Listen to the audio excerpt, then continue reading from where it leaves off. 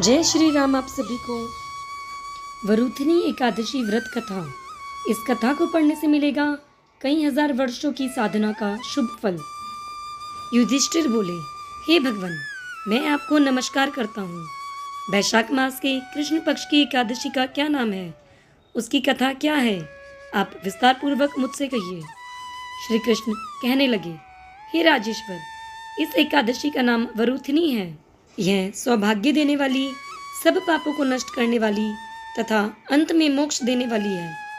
इसकी कथा ये है कि प्राचीन काल में नर्मदा नदी के तट पर मंदाता नामक राजा राज्य करता था।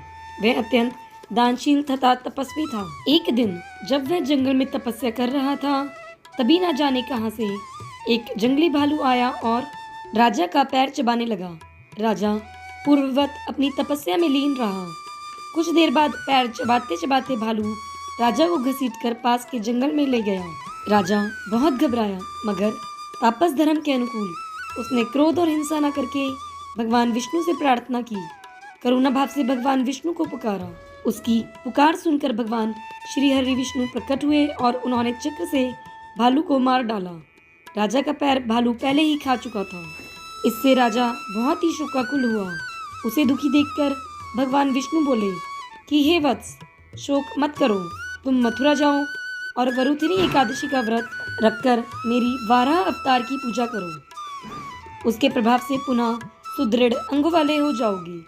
इस भालू ने तुम्हें जो काटा है, यह तुम्हारे पूर्व जन्म का अपराध था। भगवान की आज्ञा मानकर राजा मंदाता ने मथुरा जाकर श्रद्धापूर्वक वरुथिनी एकादशी का व्रत किया। इसके प्रभाव से राजा शीघ्र ही पुनः सुंदर और संपूर्ण अंगों वाला हो गया। इसी एकादशी के प्रभाव से राजा मंदाता स्वर्ग गया था। जो भी व्यक्ति भय से पीड़ित है, उसे वरुथिनी एकादशी का व्रत रखकर भगवान विष्णु का स्मरण करना चाहिए। इस व्रत को करने से समस्त पापों का नाश होकर मोक्ष मिलता है।